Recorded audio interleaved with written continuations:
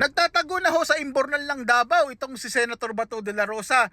Ang sabi ho niya, I will live and die with President Duterte. Pero wala ho siya, hindi ho siya makita ngayon. At ang matindi ho dyan, sumesweldo pa ho ang taong ito bilang isang senador. Kaya ho nagtatago ito at hindi na nagte-text dahil natetrace ho yung kanyang mga text at tawag.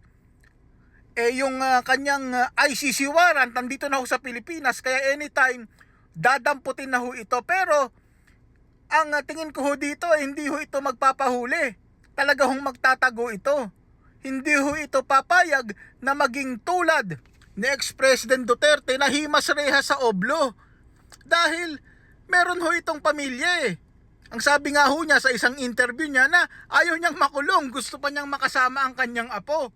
So abangan ho natin ang mga susunod na kabanata. Pero dapat ho itigil na ang pagpapasweldo dito sa isang pugante sa nagtatagong senador na ito dahil hindi naman ho nagtatrabaho Bagkus nagtatago.